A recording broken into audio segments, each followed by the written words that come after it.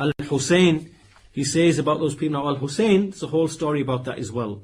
Because Al-Hussayn, he was essentially, actually we'll mention that story in a short while. So this is Al-Hussayn. He says, he made a dua against the people who were the Shia, meaning the Shia who sided with him and his family in that tribulation.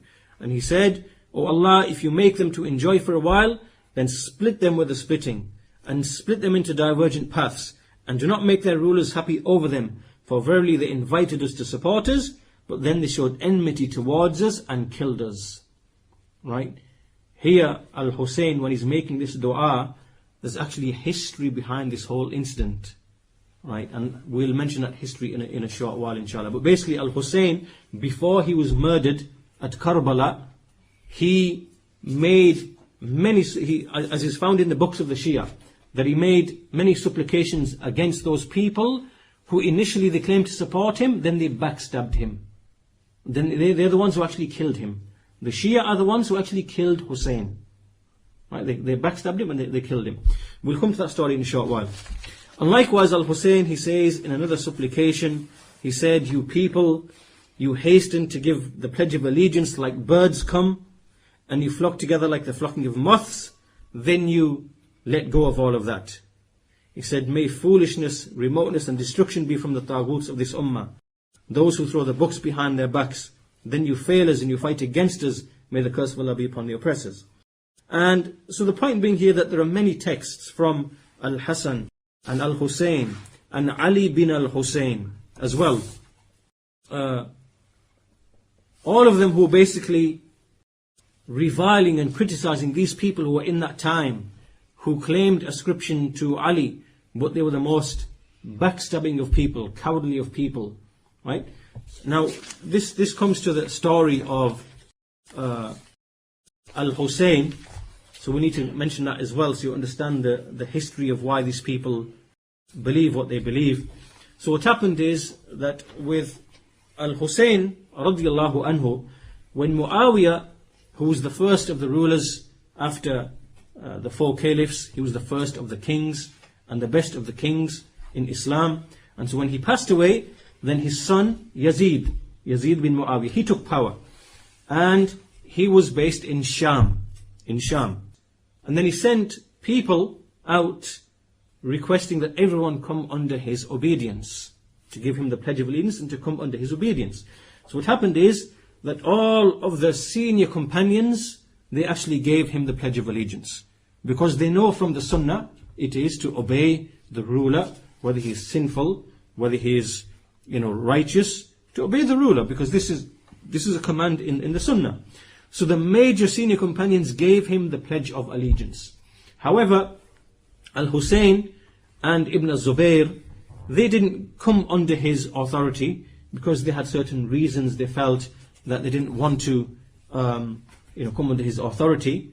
And what then happened is that from Kufa, so remember there's Sham over here and there's Kufa over here in Iraq, and then down here we have in the peninsula, Makkah and Medina, where the companions were present.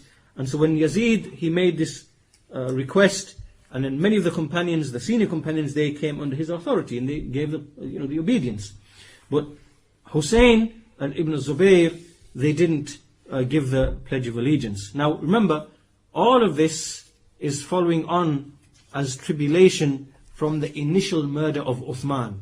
Right? These are all things which are happening as a consequence of the initial murder of Uthman. So then what happened is that there were large groups of those Shia in Kufa who had been on the side of Ali previously.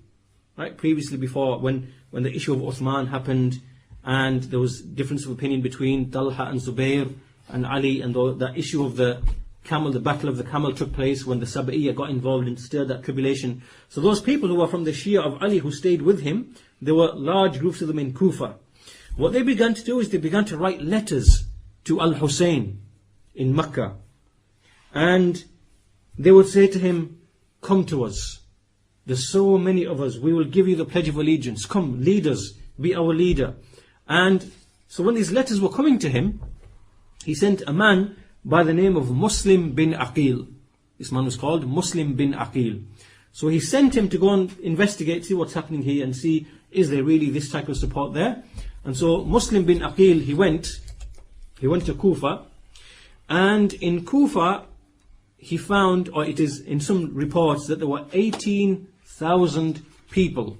18,000 people in one report, and some other reports mention 40,000, much more. That this number of people gave him a pledge of allegiance, that we are now, under your authority, under the authority of Al-Hussayn, that we are with you, we support you, and so on and so forth. So when Muslim bin Aqil, when he turned up in Kufa, he was hosted by a man called Hani bin Urwa, who he stayed in his house. But Muslim bin Aqil, when he came, and he came face to face with these people who were supposedly from the Shia of Ali, meaning those who sided with Ali in the fitna, he saw from them certain things. He saw that these people are very quick to change colour. They're like chameleons, very quick to change colour. And he saw that historically as well, these people had behaved in a certain way with Ali and with Al-Hassan. They'd acted treacherously with respect to them. So he wasn't totally sure. He wasn't really 100% sure of these people. Are they really, firm in what they are saying or not? So what happened is that Al-Hussayn, when he received word from his representative Muslim bin Aqil that yes, there is a large number of people here ready waiting for you, he then set out. Al-Hussayn then left Makkah to go to Al-Kufa. Now when he did this was his ijtihad. He was advised by many of the senior companions, such as Ibn Abbas, رضي الله عنه, and Ibn Umar, and Ibn Zubayr, and Jabir bin Abdullah, Abu Sa'id al-Khudri, رضي الله عنه, Abdullah bin Amr bin al-As, رضي الله عنه. These are all from the major senior companions, and they advised him, do not go. But he made his ijtihad, and he was also advised by his brother Muhammad bin al-Hanafiya not to go.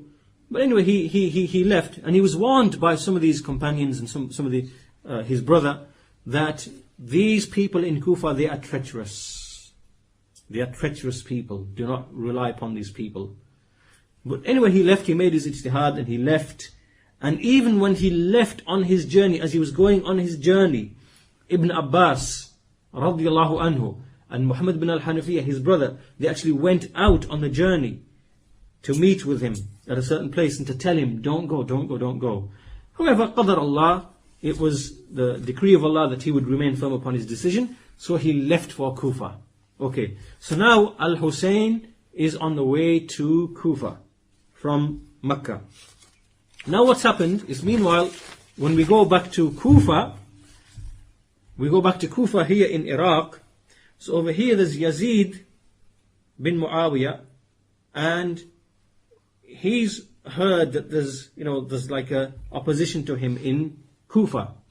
So he sends an army general. This army general is Ubaydullah bin Ziyad. So he came with a large army. When he came with a large army to Kufa, then those Shia who were from the Shia of Ali, who gave the pledge of allegiance to the representative of Al-Hussayn, who was called Muslim bin Aqil. Remember, this man Al-Hussayn sent him to Kufa, and he was given the pledge of allegiance. When these people learned that this army commander has been sent by Yazid bin Muawiyah, and he came into Kufa, they changed sides. They basically stabbed Muslim bin Aqil and Al-Hussayn in the back. Right? So basically they abandoned Muslim bin Aqil. They left him until Muslim bin Aqil, as is mentioned in the narrations, that he was basically literally left on his own as a single man. Not a single one of these people remained with him. Right? So they just deserted and abandoned him. And what happened as well is that this Muslim bin Aqil and Hani bin Urwa, in whose house Muslim bin Aqil was staying in Kufa, and a third person, Abdullah bin Yaqtar. They were deserted by the Shia, and when Ubaydullah bin Ziyad came with the army, these three were captured and they were killed. They were killed by Ubaydullah bin Ziyad. But before he was killed, Muslim bin Aqil, he'd managed to send a letter to Hussein. And Hussein was on the journey to Kufa. And in this letter, he said, Muslim bin Aqil, he informed Al-Hussayn that the Shia have deserted me and you should turn back. It's no point you coming to Kufa because these people have been treacherous and they've deserted us. So you should turn back. And so what happened is that those people who came with Al-Hussayn, there were a large number of people who came with Al-Hussayn, those people also then left Al-Hussayn and started making their way back to the home or whatever else, until there was only Al-Hussayn left with his family members. So then what happened is, when they were on the journey, they decided to, instead of going towards Kufa, they turned westwards and they came towards Karbala, which is coming back this way now towards the place called Karbala. And so they came to Karbala. And it is here then that when they came to Karbala, that Al-Hussayn, this is now in Iraq, he began to speak about these Shia, calling them, as is mentioned in the narrations, even in the books of the Shia, that because of the fact that they backstabbed, this backstabbing that they did, that they are taghuts and they are criminals, and many of these things which are narrated about them.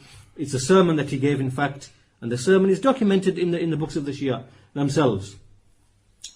So then what happened is that whilst they arrived at Al-Karbala, there were some discussions that were taking place between Al-Hussayn and a representative of that army commander who'd been sent by Yazid. This army commander was called Ubaydullah bin Ziyad. You remember him, right? He came to Kufa with his army, and then all the Shia, they left Muslim bin Aqil, who's a representative of Al-Hussayn. Right? So now what's happened is that when he's reached Kufa, this commander Ubaydullah bin Ziyad, he sent a representative to go to see where Hussein is. And this individual was a person called Amr bin Sa'ad. Amr bin Sa'ad. When Amr bin Sa'ad, he came to Al-Hussayn, Al-Hussayn said to him, look, there's three things that you should do with me.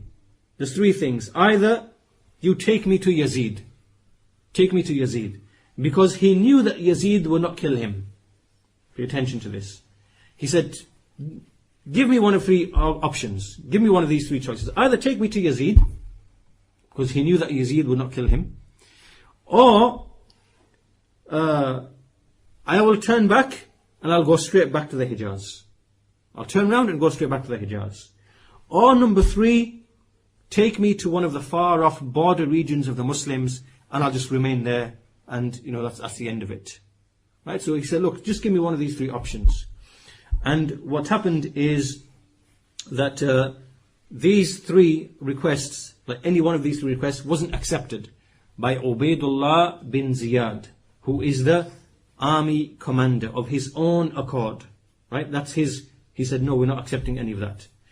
Then what happened is that this was what led to the battle eventually. Right? Because these three proposals, one of these three proposals wasn't accepted.